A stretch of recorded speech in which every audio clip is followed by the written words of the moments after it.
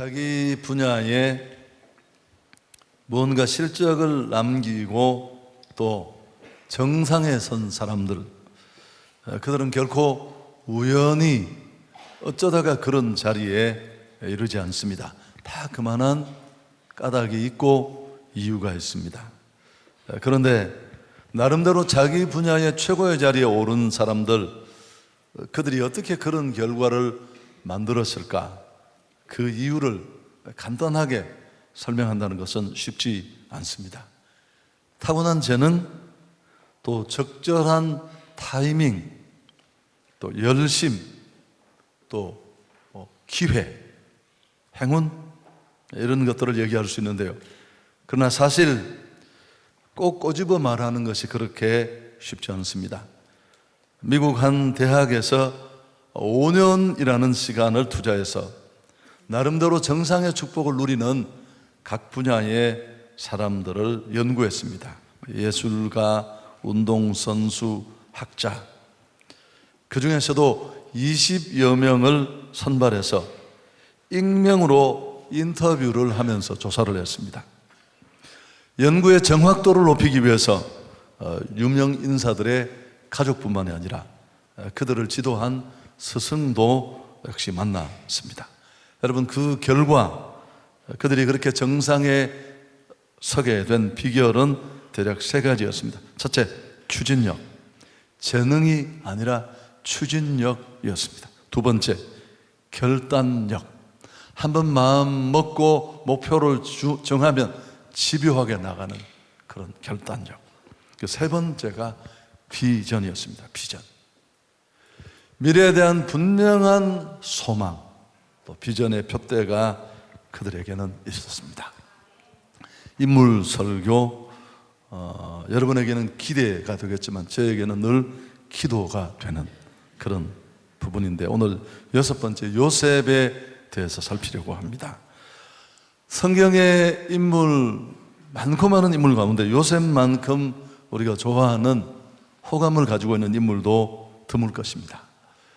그렇지만 정작 그의 삶은 우리 생각과는 많이 달랐죠. 17세의 나이에 형들의 미움을 받아 애굽의 노예로 팔려갑니다. 갖은 죽을 고생을 다하고 기구한 운명이라고 말할 수밖에 없는 그런 기막힌 긴 시간들을 보냅니다. 어쩌면 평생 이방 하늘 아래서 아버지와 형들을 원망하면서 그는 신세 타령만 하다가 인생을 마칠 수도 있었습니다. 그렇지만 요셉은 자신에게 주어진 이 죽음 같은 환경을 극복하고 마침내 정상에 우뚝 섭니다. 혹독한 환경, 좀채 나아지지 않는 상황, 그저 절망하고 쓰러져야 마땅할 텐데 그는 그렇지 않았습니다. 그 기구한 운명 속에서도 끝까지 그를 지탱한 힘, 마침내 요셉을 행복한 사람, 또 적극적인 생을 살 수 있는 사람으로 만든 힘이 있었습니다. 그게 뭘까요? 바로 비전입니다. 비전. 요셉을 우리가 너무너무 잘 알잖아요. 저도 뭐 설교 많이 했고, 또 요셉이라는 이 인물을 한두 시간 만에 끝낸다는 건 쉽지 않은데, 요셉의 신앙의 그 한 가운데를 통과하는 게 뭘까? 제가 생각한 건 바로 비전이었습니다. 요셉은 야곱의 아들이죠. 그것도 아버지가 너무너무 사랑했던 라헬이라는 여성이 낳은 친자입니다. 요셉과 베냐민은. 그래서 아버지 야곱의 편애가 아주 극심했습니다. 왕자가 입는 채색 옷을 입혀서, 그렇지 않아도 배다른 형제들이 많아 갈등이 심한데 그 갈등의 구조를 더 심화시켰습니다.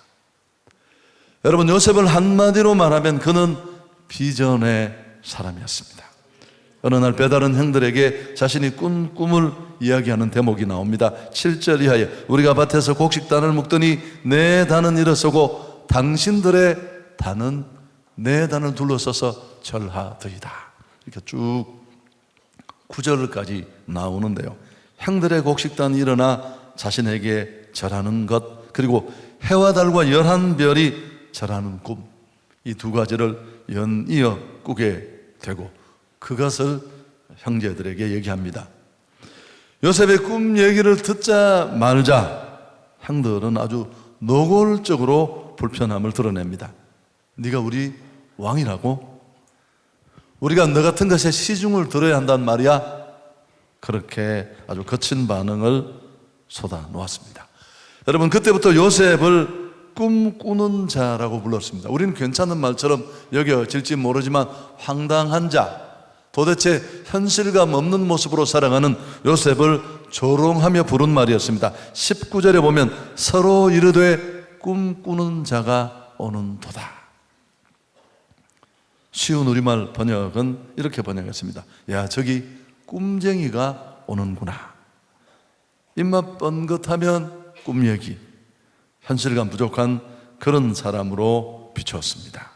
자, 지금부터가 중요해요. 근데 사실 이 요셉이 꿨던 이 꿈은 요셉 자신의 꿈이 아니에요. 우선 이건 요셉의 가계와 가족의 미래의 모습입니다. 뿐만 아니라 하나님이 요셉을 구속사의 도구로 사용하시겠다는 신호탄이고요. 더 나아가서 하나님이 역사의 주인공으로서 그분의 구속 역사를 이끌어가는 하나님의 계획을 살짝 보여주신 것입니다. 창세기 15장에 보면 횃불 언약이라는 게 나오는데 여러분이 기억하실지 모르겠습니다. 아브라함의 후손이 400년이 지난 다음 400년 넘게 이방의 객으로 있다가 4대 만에 큰 민족을 이루어 약속의 땅으로 귀환하게 된다. 그게 횃불 언약의, 아브라함이 주신 횃불 언약의 핵심입니다. 그런데 하나님의 이 언약을 이루는 도구로 요셉이 선정되고 그에게 하나님은 이 일을 맡기신 겁니다. 요셉을 먼저 애굽으로 보내서 이스라엘의 애굽 이주와 출애굽을 준비케 하시려는 겁니다. 여러분, 오늘 설교는 굉장히 중요하고요. 내가 맨날 이런 이야기를 해서 여러분이 속지도 않겠지만 정말 중요합니다. 이런 역사의식이 조금만 열리면 삶을 대하는 태도가 전혀 달라져요. 그래서 약간 지루해도 따라오는 게 좋습니다. 요셉을 먼저 애굽으로 보내서 이스라엘의 애굽 이주와 출애굽을 준비케 하시려는 겁니다. 여러분, 사실 이건 요셉의 꿈이 아니고 누구의 꿈입니까? 정확하게 말하면 하나님의 비전입니다. 요셉의 삶과 생애는 인간적으로는 정말 눈물겨웠습니다. 하나님 편에서 보면 그러나 그분의 구속사를 열어가는 그 큰 하나님의 역사를 준비하는 아주 중요한 한 걸음이었습니다. 여러분, 항상 이렇게 섞여 있어요. 이스라엘을 향한 하나님의 계획의 도구로 쓰임받은 사람이 요셉입니다. 하나님은 손이 없으세요.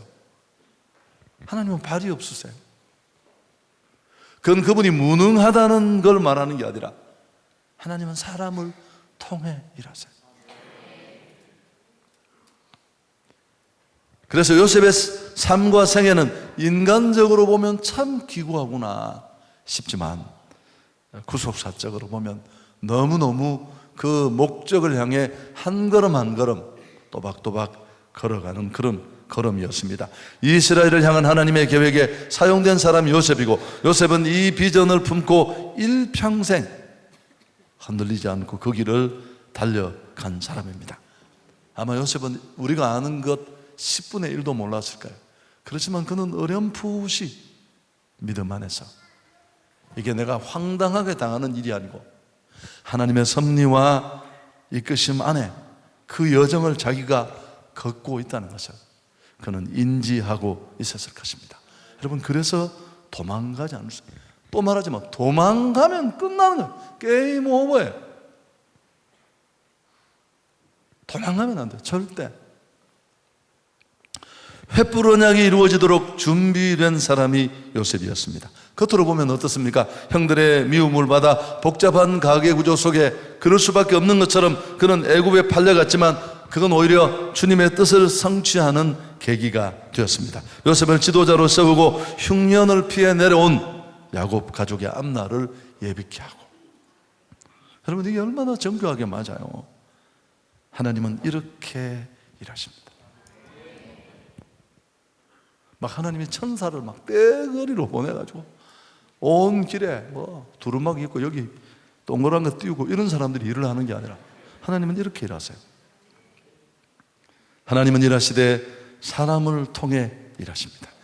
근데 그건 그냥 사람이 아니라 그 사람의 비전을 사용하세요. 하나님의 사람 안에 하나님은 비전을 넣어두면 이 표현은 참 처음에는 내 꿈인 줄 알아요. 가다 보면 난 이런 꿈을 꿀 사람이 아닌데, 난 이렇게 큰 비전을 담을 수 있는 그릇이 아닌데 내가 좀 이상해졌나 싶은데 살아보고 가보고 몇 걸음을 움직여보면 어렴풋이나마 그분이 나를 통해 일을 하고 계신다는 것을 느낄 수 있습니다. 요셉의 삶은 비전에 이끌린 생애였습니다. 겉으로는 기구해 보였지만, 비전 때문에 고통받고 어려움을 겪지만 비전으로 인해 행복한 사람이 되었습니다. 자, 묻겠습니다. 중요한 전환입니다. 당신에게는 어떤 비전이 있습니까?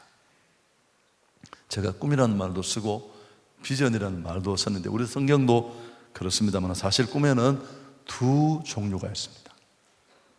꿈도 있고 비전인데 우리는 잘 구분하지 않습니다. 미국과 우리 정서는. 그러나 비전과 꿈은 사실은 다릅니다. 오늘도 이후에도 제가 교차적으로 쓸 겁니다만은 어릴 때 가난하게 산 사람은 다 그렇진 않지만 가난에 너무 지치고 힘들어서 난 정말 잘 살아야지, 그런 갈망, 욕망이 가슴에 아주 가득하잖아요. 부자의 꿈, 가난이 한이 되어서 그건 그냥 꿈입니다. 욕망이고요. 키가 작은 남자들이, 이것도 다 그런 건 아닌데 좀 키 큰 여성을 만나서 자기가 그러면서 뭐 2세, 3세 이야기하면서 결혼을 꿈꾸는 거, 그런 것들입니다.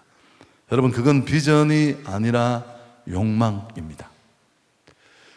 비전과 꿈의 차이는 이렇습니다. 첫째, 시작이 달라요. 비전은 하나님으로부터 시작합니다. 꿈은 나로부터 시작하고.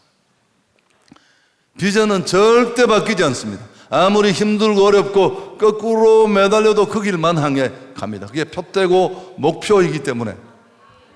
그러나 꿈은 수시로 바뀝니다. 대통령 했다가 안 되면 파출소장도 될 수 있고 어디까지든지 갈 수 있습니다. 여러분, 그리고 꿈의 사람은 늘 황당한 얘기를 해요. 로또 복권 맞는 일, 뭐 중국에서 배 들어온다고 인천에서 오늘 밤도 기다립니다. 불 켜고 배가 들어올 텐데. 여러분, 그러나 비전의 사람들은 그런 황당한 소리를 하지 않습니다. 대가도 치르고 희생도 하고 비전을 향해 가는 길에 반드시 자기 헌신이 있다는 것 알고 있습니다. 여러분, 헌신이 빠지면 그건 개꿈이에요. 반드시 그 비전을 이루는 곳에는 우리 믿음의 사람들은 비전에 이끌려 살아야 할 줄 믿습니다. 못 살고 잘 살고가 중요하지 않아요. 보기에 연봉이 많고 적고 하나도 중요하지 않습니다. 누가 알아주건 알아주지 않건 그것도 중요하지 않아요. 내가 가는 이 길이 비전의 길이고 그분이 나를 이끄시는 길이고 내가 이끌려가는 길이냐 아니냐가 너무 중요합니다. 똑같이 고생을 해도 둘은 전혀 달라요. 욕망을 위하는 삶이 아니라 하늘 비전으로 살기를 축복합니다.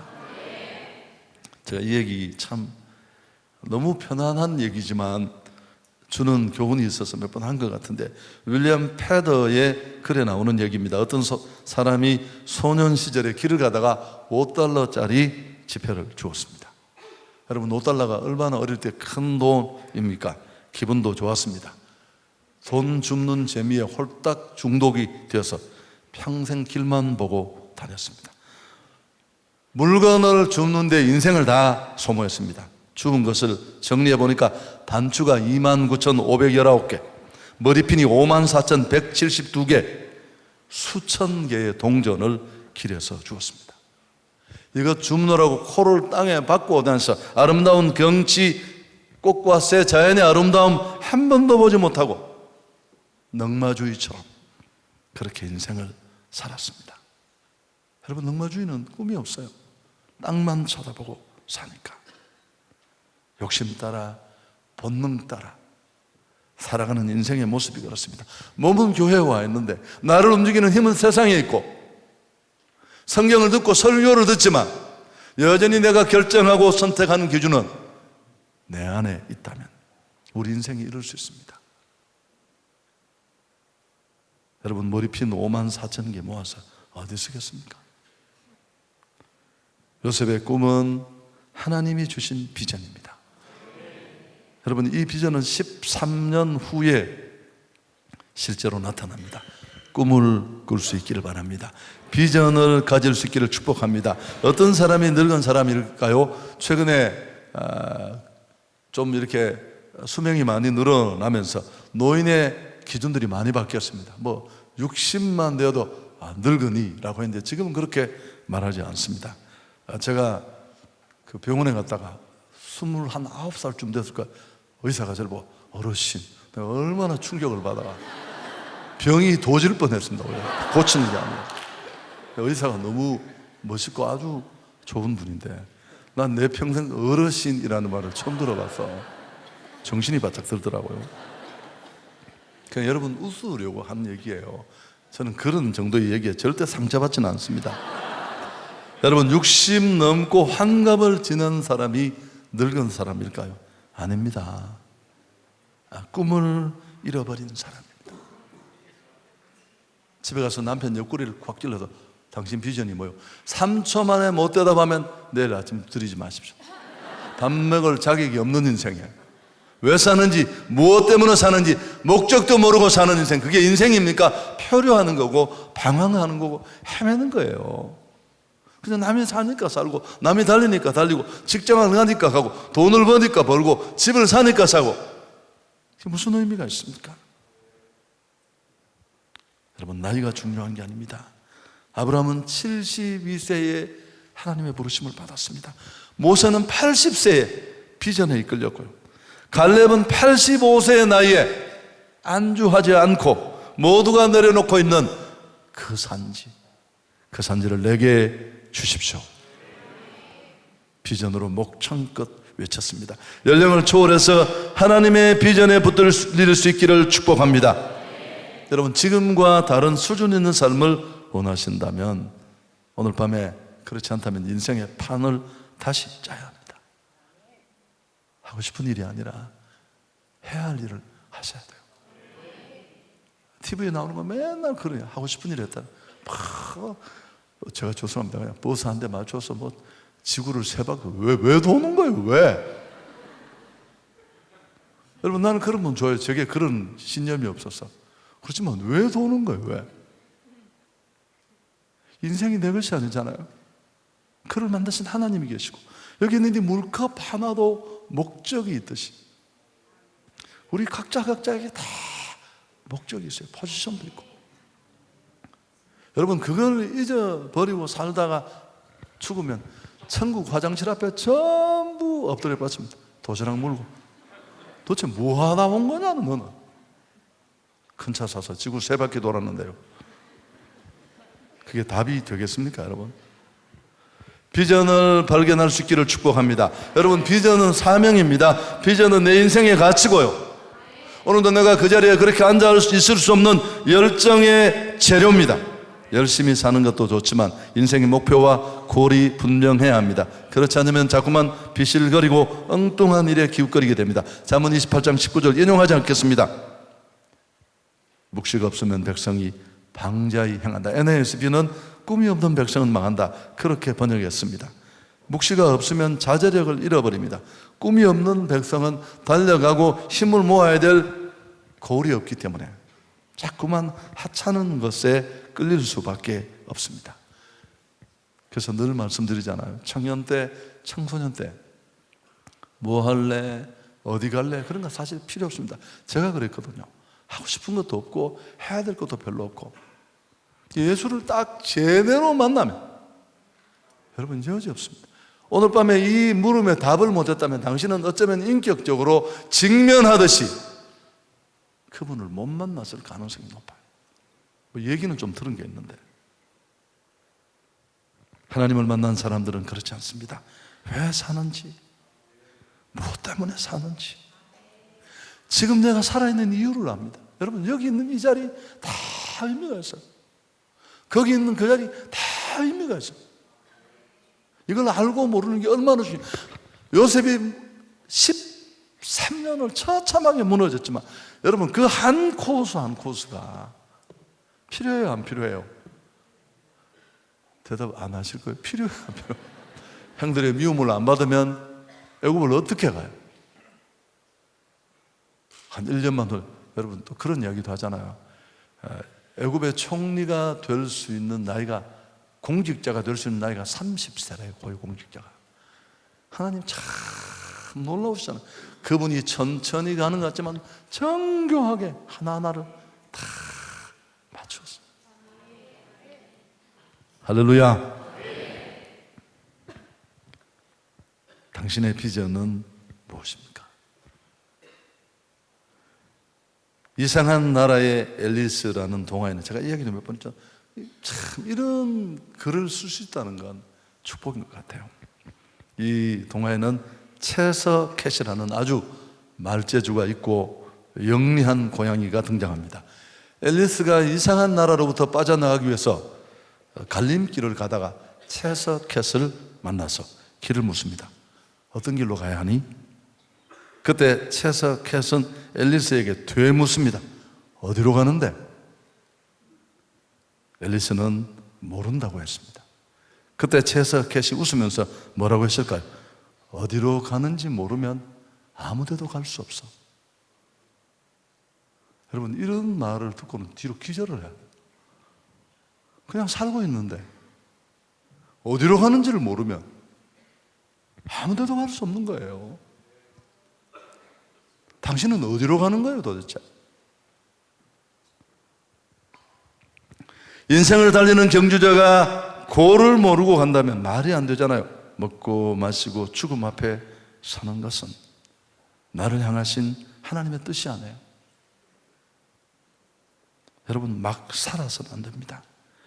능력의 자원의 차이가 아니라 목표가 분명해야 할 줄 믿습니다. 이번 구정에 어디 가실 계획입니까? 여러분, 기도원으로 가십시오. 한성교회로 나오시든지. 이 부분이 정리가 안 된 사람들은 가셔야 돼요. 가서 동굴에 가든 산에 가든, 그건 제가 모르겠습니다만, 내 인생의 목표가 뭔지, 내가 무엇을 향해 달려야 되고, 당신이 나를 만들고 지금도 나를 살려두신 그 이유가 뭔지. 두 번째, 자, 이처럼 이제 비전을 가지고 달려가면 이 비전은 나를 움직이게 하는 원동력이고, 비전은 내 소망, 삶의 이유, 존재의 근거가 되는데요, 인간은 꿈을 꾸고 꿈을 성취하며 살도록 만들어졌습니다. 그런데 여러분, 많은 사람들이 비전에서 튕겨나오는 또 한 가지 이유는 비전이 없어서 그렇기도 하고요, 또 분명히 꿈을 가지고 그 비전을 향해 나아가는 길에 우리 비전을 그저 다 깨트려버리는 복병들이 있습니다. 그 복병 중에 대표적인 게 낙심입니다. 낙심. 여러분, 낙심은 비전을 무너뜨리는 사단의 강력한 도구입니다. 요셉이 꿈을 꾸고 그 꿈을 아버지와 형들에게 말했습니다. 비웃잖아요. 이게 벌써 시작이에요. 한 걸음 더 나가서 요셉의 꿈을, 비전의 여정을 방해하는 모든 것들은 영적 전투에서 이해해야 돼요. 요셉 한 사람의 좌절이 아니잖아요. 물론 하나님은 또 다른 사람을 통해 그 역사를 이루어 가겠지만 하나님의 비전 전체에 대한 도전일 수 있습니다. 꿈을 가진 요셉과 그 꿈을 죽이는 형들 사이의 충돌, 이 사건 후 요셉은 아버지 양을 지키러 들러 갔고, 형들은 함께, 요셉은 형들과 함께 가지 않았습니다. 아버지가 요셉을 너무 좋아해서 곁에 두고 싶었겠죠. 이런 것들도 다 형들에게는 미움거리였죠. 아버지 야곱이 요셉에게 형이 잘했는지 살펴보라는 말을 듣고 길을 떠나고, 형들이 머물던 세겜까지 가는데 이미 옮겨갔습니다. 그래서 형들을 찾아 도단까지 갔습니다. 요셉이 오는 것을 보자 형들은 즉각적으로 이를 갈며 말합니다. 18절에 요셉이 그들에게 가까이 오기 전에 그들이 요셉을 멀리서 보고 죽이기를 꾀하여 꿈쟁이 당장 죽여버리자. 배다른 형들과의 관계 속에 미움과 적개심은 늘 불처럼 끌어올라오고 아버지 야곱은 이런 것들을 지혜롭게 걸러주지 못하고 오히려 부추겼습니다. 편애를 통해.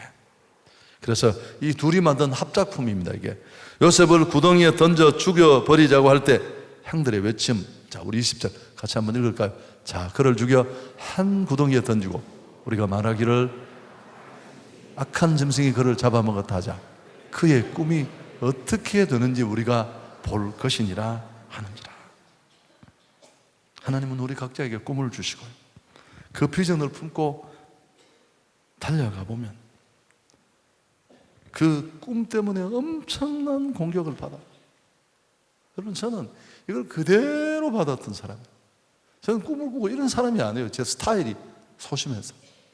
대구에서 사역하는 동안에 대구 경북에서 가장 큰 무슨 일을 하는 거, 그건 나하고는 관계없는 일이었어요. 근데 어느 날 제가 그런 기도를 하고 있었습니다. 벌써 회의 시간에 비웃는 사람이 있었습니다. 도목사가 이걸 다 지으면 지가 손가락에 장을 지지겠다. 교회 중직자가. 예배당 헌당하는 날 제가 장국을 들고 올라가서 오늘 우리 장 한번 찢어봅시다. 내가 그러려고 했습니다. 안 했지만 여러분, 그건 시작이었어요. 너무 제가 많은 공격을 당하니까 저를 사랑하는 장로님 한 분이 아들이 다 목회자예요. 제 손을 잡고 우리 목사님 큰일 하려고 하는데 너무 좋아서 자랑을 했더니만 사단이 시기를 한 것 같습니다. 그리고 기도해 주시고 그랬습니다.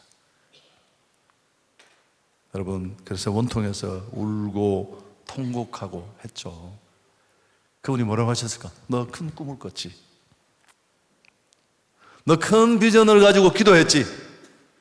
너는 이 교회가 그런 꿈과 비전을 이룰 만한 믿음의 준비가 되었다고 생각하니? 아니요. 그럼 됐네. 이 시련을 맛받으면서 네가 늘 설교 때마다 떠들던 그 절대신앙, 칼끝 같은 신앙, 네 표현은 잘하더라. 세상이 다 너를 잡아먹으려고 하고 아무도 너를 믿어주지 않고 돌아앉았을 때 너는 나를 보면서 그 믿음을 보여라. 그런 거였습니다. 여러분, 꿈 크기만한 저항을 만날 것입니다. 살살 걸어가면 머리카락 날릴 것도 없어요. 자전거 타고 가면 살짝 날립니다. 차 타고 가면 팡팡 날리고 비행기 타고 가면 다 뽑혀요, 이거. 그러면 그렇게 큰 비전은 그 비전에 상응할 만한 맞바람과 직면해야 됩니다. 거기서 날아가면 끝이에요.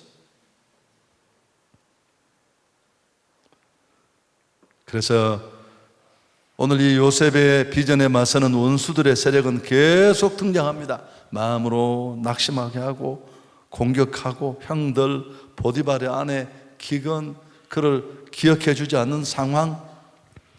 자, 다 여러분, 이렇게 비전을 무너뜨리는 이 영적 대적들을 무너뜨리는 또 하나의 첩경이 있습니다. 그게 뭘까요? 뻔합니다. 믿음의 기도입니다. 믿음의 기도. 아멘. 여러분, 그 비전은 기도할 때 집어넣어 주세요. 저는 늘 이런 예를 들어 볼게요. 작은 일이지만 여기 이런 물컵이 하나 있었으면 좋겠어요. 하나님 마음에 한성교회에 이렇게 예쁜 물컵을 하나 주고 싶다. 그럼 하나님이 어떻게 주시나요? 1번, 천사가 날개옷을 입고 컵을 물고 온다. 2번, 여러 가지 불편한 게 하나님이 천국에서 바로 꽃불을 떨어뜨려서 예배당 천장이 깨어지고 여기 도착한다. 2번, 이런 거 보셨어요? 3번은 어떻게 할까요? 여기 나와서 기도하던 장로님이 우리 목사님 목이 잘 마르다 그러던데 그게 컵 하나 있었으면 참 좋겠는데, 근데 마침 지난 추석에 아들이 용돈을 30만 원 주고 간 게 있어요. 그래서 마음에 그런 생각이 들어서 기도하고 현대백화점 가서 이걸 하나 샀어. 이게 여기 온 거예요. 이렇게 쉽게 가르쳐 준 사람 대한민국에 아무도 없습니다.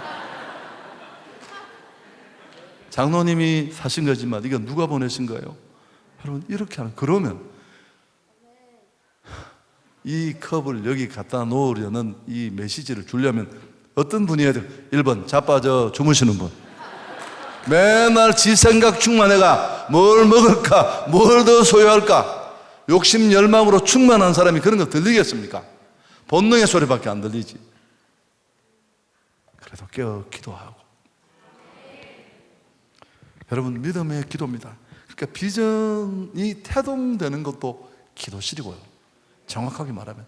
그 다음 그 비전이 이런 공격들과 맞바람 앞에 막 무너지려고 할 때 거기 이렇게 쩐하고 있어야 돼요. 그 비전 되신 그분께. 이건 너무너무 중요해요. 기도로 계속 줄이 걸려 있어야 돼요. 그럼 우리 비전은 그 기도실에서 조금씩 누가복음 18장 1절에 우리 예수님은 항상 기도하고 낭망하지 말아야 한다. 기도의 무릎을 굳게 세워서 비전을 향해 달려가는 것만큼 우리는 맞서야 합니다. 낙심케 하는 사단의 공격을 이길 수 있는 무기는 기도입니다. 낙심은 꿈을 성취하는 과정에 누구나 경험하는데, 그때 이 낙심의 마음을 정복하신 예수님도 생각하십시오. 기도하는 중에 위로부터 부어주시는 능력, 여러분, 그 음성이 다 위로가 되고 고비를 넘기고, 또 너무 어려울 때 막 기도하면, 제가 이 얘기도 너무 많이 해서 여러분 짜증 나시는 분은 듣지 마십시오. 내가 너무 힘들었어. 밤에 잠을 자는 게 제 소원이었어요. 근데 저는 잠을 잘 못 자잖아요, 제 스타일이. 그래서 너무 힘들어서 기도하면 하나님이, 야, 시작을 누가 했냐? 내가 했지. 여기까지 누가 했냐? 당신이 해주죠. 그럼 내가 끝낸다. 뭐 네가 신경을 쓰느냐? 뭐 그런 음성. 비전이 있고 노력만 하면 될 거라고 착각하는 사람들이 많습니다. 아닙니다. 기도가 없으면 우리의 비전은 다 물거품이 될 수밖에 없습니다. 말씀 정리하겠습니다. 성경을 보면 요셉에 관한 기록이 언제부터 나오느냐 하면 17세 때부터입니다. 그가 비전을 보고 꿈을 꾼 시점부터 성경은 요셉의 기록을 적고 있습니다. 저는 늘 이렇게 표현하고 싶은데요, 왜 그 이전의 삶은 거론하지도 않고 기억하지도 않았을까? 요셉이 비전을 품는 순간부터 사람들은 조롱했지만 하나님은 관심을 가졌고 성경은 그때부터 그를 기록하고 있습니다. 여러분, 우리 인생도 마찬가지예요. 욕망에 끌려 살 때는 그건 하나님 앞에 아무 의미가 없는 인생이에요. 당신이 직분이 뭐든, 예수를 몇 년 믿었든, 한 사람의 인생은 비전에서 시작되는 것입니다. 욕망이 아니라 3년 안에 아파트 사고, 과장 진급하고, 10억 모으고, 여러분, 그건 비전이 아니에요. 열심히 살아야 되지만, 좀 더 날카로운 표현을 써보겠습니다. 비전이 없으면 그 인생은 아직 시작도 하지 않은 거예요. 목표를 향해 가야 될 분명한 좌표를 받은 우리가 그 방향을 향해 움직이지 못했다면 시작도 하지 않은 겁니다. 하나님은 그 인생을 없는 것으로 여깁니다. 관심도 없으시고요, 살아있어도 살아있다고 말할 수 없습니다. 하나님의 비전을 발견하지 못했다면 살 가치도 없는 인생이고, 오늘 저녁 기도했으면 좋겠습니다. 하나님, 하늘 비전을 주시옵소서. 사람들 보기는 서글퍼 보일 수 있어요. 아이고, 월급을 그걸 받고 일을 하냐, 그게 뭐냐 그게.